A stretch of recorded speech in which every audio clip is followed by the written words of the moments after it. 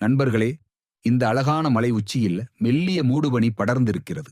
அமைதியான ஆறு அமைதியாக ஓடிக்கொண்டிருக்கிறது. பச்சை பசேல் என்ற காடு, மரங்கள், பறவைகளின் இனிய கீதம். இந்த இயற்கையெல்லாம் நமக்கு ஒரு பெரிய உண்மையை மெதுவாக சொல்கிறது. ஒரு காலத்தில் கைலாய மலையின் அழகான இடத்தில் சிவபெருமான், முருகப்பெருமான், விநாயகப் பெருமான், இந்த மூன்று தெய்வங்களும் ஒரே இடத்தில் அமர்ந்து மனித குலத்தின் எதிர்காலத்தைப் பற்றி ஆழமாக யோசித்தார்கள். அன்று அவர்கள் மனிதனுக்கு வாழ்க்கை பாடம் சொல்ல முடிவு செய்தார்கள். சிவபெருமான் முதலில் அமைதியாக பேசினார். மனிதனே, உன் வாழ்க்கையில் எத்தனை பிரச்சனைகள் வந்தாலும், எத்தனை துன்பங்கள் உன்னை சூழ்ந்தாலும், ஒரு நிமிடம் மட்டும் அமைதியாக உள்ளே திரும்பிப்பார். நான் உன் இதயத்தின் ஆழத்தில் இருக்கிறேன். நீ தனியாக இல்லை.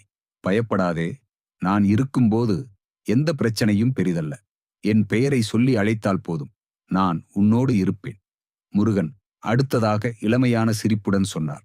அப்பாவின் சொல் முழு உண்மைதான். ஆனால் மனிதனே, வாழ்க்கை ஒரு போர்க்களம். தைரியமாக எதிர்கொள்.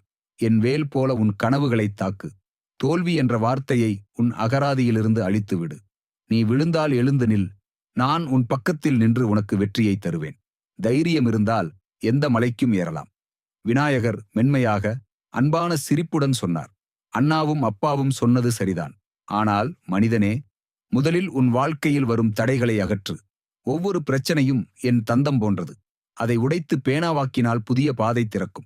என் அறிவால் உன் வாழ்க்கையை அழகாக எழுது. நான் உன் தடைகளை நீக்குவேன். என் பெயரை சொல்லித் தொடங்கினால் எந்த வேலையும் வெற்றியாக முடியும். மூன்று பெருமான்களும் ஒரே குரலில் அன்புடன் சொன்னார்கள். மனிதனே, அமைதியை தேடு. தைரியத்தை வளர்த்துக்கொள். தடைகளை வெல். அன்பை பகிர்ந்து கொள். எப்போதும் எங்களை நினை. நாங்கள் எப்போதும் உன்னோடு இருப்போம். நண்பர்களே, இந்த 5 அறிவுரைகளையும் உங்கள் வாழ்க்கையில் பின்பற்றினால், உங்கள் வாழ்க்கை இந்த அழகான மலை போல, இந்த அமைதியான ஆறு போல, இந்த பச்சை காடு போல ஆகிவிடும். ஹர ஹர மகாதேவ்.